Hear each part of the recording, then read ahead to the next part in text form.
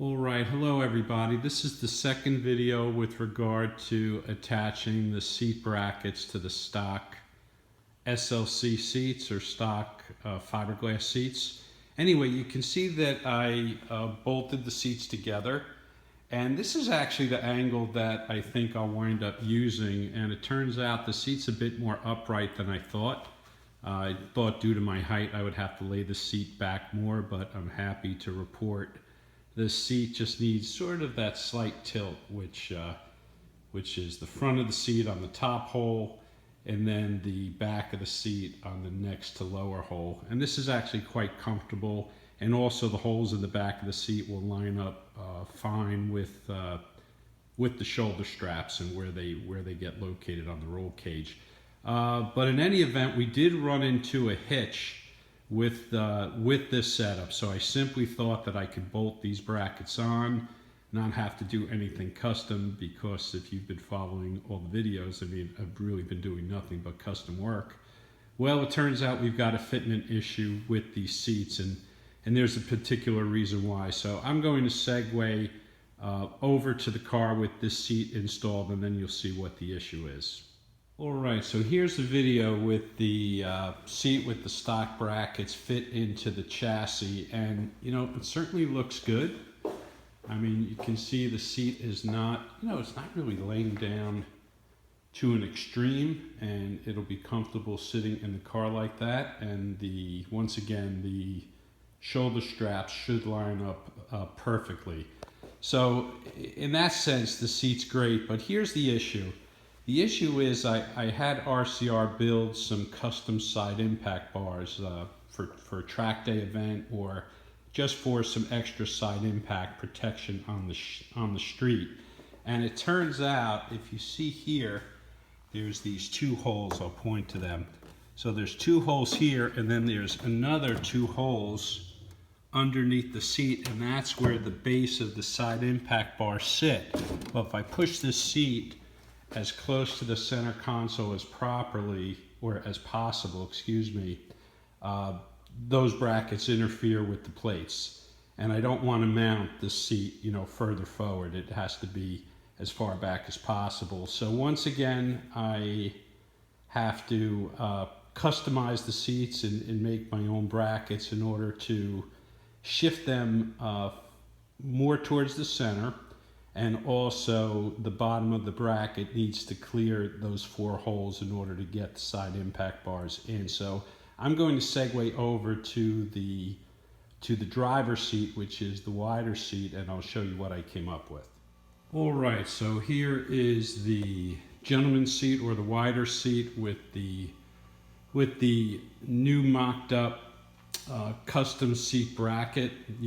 Everybody who's been following the video knows I love mocking things up out of plywood, and this this process continues. It really gives me a good visual view on how things will look, and it's structural enough so that I can actually sit in the car, and it's easy to work with, so I can assemble these things pretty quickly. But anyway, this is the design I came up with. It'll probably change because I have to work on fitting seat belts into the seat, but I'll mock these up out of 3/16 inch thick aluminum plates at some point. But you can see how much this bracket design moves the base inboard, and then you can also just get a sense for sort of the angle that the seat has. So it's actually quite comfortable. I'm very happy with these seats.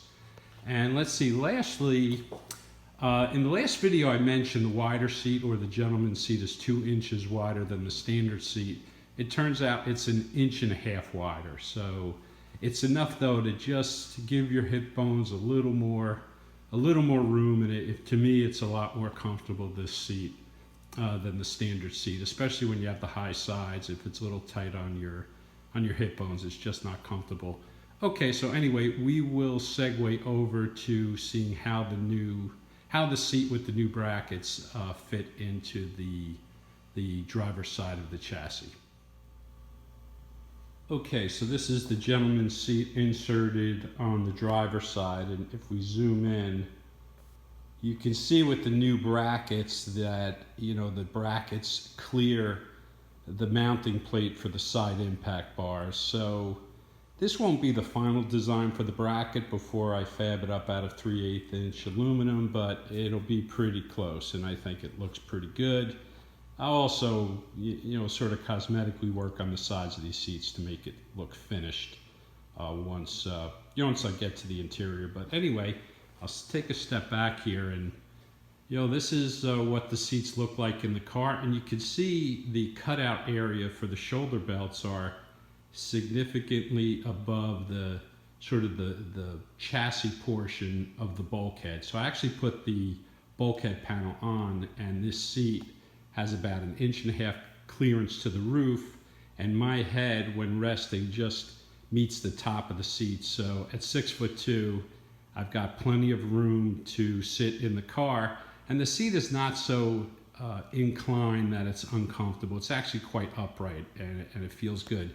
The other thing to point out is, because this bracket allows me to shift the seat towards the center of the car, you can see the driver's seat is much closer to the center console than the standard brackets on the passenger side. So I'll use the updated brackets on both seats, and I'll get these seats pretty close, or as close as possible, to the center console. And the other benefit is, you know, I showed you what the gentleman's seat looks like and how it really doesn't center too well to the center binnacle, but you know, now with these updated brackets, or mocked up plywood brackets, it centers quite well. You know, I'll angle the seat a little bit towards the center of the car, and it should be perfect. Okay, so the next video in all likelihood will be the beginning of the power steering install. The rear engine brackets are still at the fabricator, but once they're back, then I'll jump back to the engine bay, and I want to finish that up before I move forward. But you know, I don't want to just sit around for a couple weeks waiting for the engine brackets. So anyway, that's where we're at. Thanks for watching. Bye.